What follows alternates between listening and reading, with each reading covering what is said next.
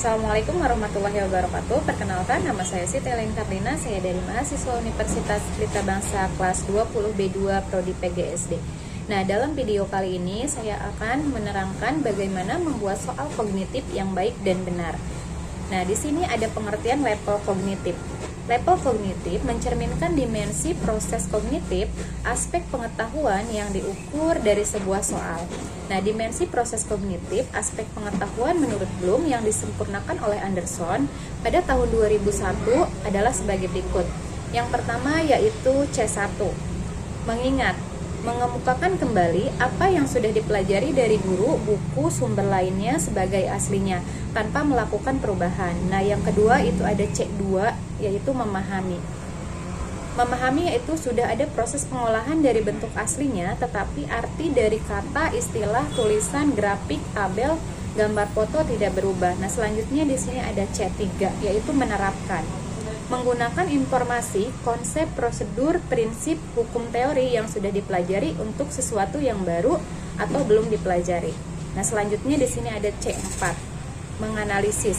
Menggunakan keterampilan yang sudah dipelajari terhadap suatu informasi yang belum diketahuinya dalam mengkelompokkan informasi, menentukan keterhubungan antara satu kelompok atau informasi dengan kelompok, informasi lainnya antara fakta dengan konsep, antara argumentasi dengan kesimpulan, benang merah pemikiran antara satu karya dengan karya lainnya. Nah, selanjutnya di sini ada C5, yaitu mengevaluasi. Menentukan nilai satu benda atau informasi berdasarkan kriteria. Nah, yang terakhir yaitu ada C6, yaitu mengkreasi. Membuat suatu yang baru dari apa yang sudah ada sehingga hasil tersebut merupakan satu kesatuan utuh dan berada dalam komponen yang digunakan untuk membentuknya. Nah, berdasarkan buku panduan penulisan soal tahun 2017, cakupan tiap level kognitif adalah sebagai berikut. Yang pertama yaitu dalam menguasai pembelajaran atau knowing. Memperhatikan ingatan dan pemahaman dasar terhadap materi pembelajaran yang dapat membuat generalisasi yang sederhana. Nah, selanjutnya yaitu level 2 atau applying. Memperlihatkan pengetahuan dan pemahaman terhadap materi pembelajaran dan dapat mengaplikasikan gagasan-gagasan dan konsep-konsep dalam bentuk tertentu. Nah, selanjutnya yaitu level 3 ada resourcing, yaitu memperhatikan pengetahuan dan pemahaman yang luas terhadap materi pembelajaran yang dapat menerapkan gagasan-gagasan atau konsep-konsep dalam situasi yang familiar maupun dengan cara yang berbeda. Nah, selanjutnya di sini berikut contoh kata kerja untuk operasional pada tiap level kognitif ya. Yang sudah dijelaskan yang pertama yaitu ya tadi ada C1, C2, C3, C4 sampai C6 ya. Nah, selanjutnya di sini ada instrumen menurut Purwanto 2018. Nah, instrumen itu merupakan alat bantu yang digunakan oleh peneliti untuk mengumpulkan data dengan cara melakukan pengukuran. Nah, cara ini digunakan untuk memperoleh data yang objektif yang diperlukan untuk menghasilkan kesimpulan si peneliti yang objektif pula. Nah, selanjutnya di sini ada syarat-syarat untuk instrumen tes formal atau soal tes tertulis yang baik. Nah, yang pertama itu adalah materi soal sesuai indikator. Nah, yang kedua ada materi soal sesuai dengan jenjang sekolah dan tingkatan kelas. Selanjutnya di sini yang ketiga ada petunjuk pengerjaannya, dan yang keempat ada antar soal tidak saling berkaitan kecuali kolektif. Dan yang kelima yaitu menggunakan bahasa yang baku. Nah, dan yang terakhir yang keenam adalah bahasa komunikatif, lugas dan tidak menimbulkan penafsiran ganda. Selanjutnya di sini ada syarat-syarat khusus sesuai dengan jenis soalnya sebagai berikut. Syarat butir soal bentuk pilihan ganda, pedoman utama dalam pembuatan butir soal pilihan ganda adalah yang pertama alternatif.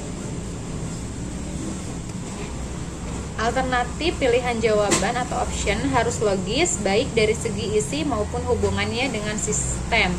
Nah, selanjutnya usahakan agar option homogen baik dari segi materi maupun panjang pendeknya pernyataan. Selanjutnya ada kalau optionnya bilang maka, urutannya dari yang kecil ke yang besar atau dari yang besar ke yang kecil. Selanjutnya ini sedapat mungkin dihindari penggunaan pertanyaan yang bersifat negatif. lebih-lebih negatif ganda karena akan membingungkan siswa. Nah, yang selanjutnya tidak memang terpaksa ada kata negatif. Kata negatif harus digaris bawahi atau ditulis dengan huruf besar miring. Nah, lanjut di sini hindari sedapat mungkin penggunaan option yang terakhir dengan pilihan semua jawaban di atas salah atau semua jawaban di atas benar. Nah, selanjutnya yaitu pokok soal hendaknya terdiri atas hal-hal yang diperlukan saja sehingga tidak menghamburkan maksud soal itu sendiri. Nah, selanjutnya untuk setiap soal hanya ada satu jawaban yang paling benar. Nah, selanjutnya yaitu semua pengecoh dalam option hendaknya berfungsi. Usahakan tidak memberi petunjuk untuk jawaban yang benar. Di dalam pokok soal diusahakan tidak menggunakan ungkapan atau kata-kata yang bersifat tidak tentu. Nah, selanjutnya di sini usahakan agar butir soal yang satu tidak bergantung pada jawaban butir soal yang lainnya. Dan yang terakhir yaitu dalam merakit soal usahakan agar jawaban yang benar atau kunci jawaban terbesar secara acak di antara alternatif jawaban. Nah, mungkin itu adalah bentuk instrumen kognitif yang dapat saya sampaikan.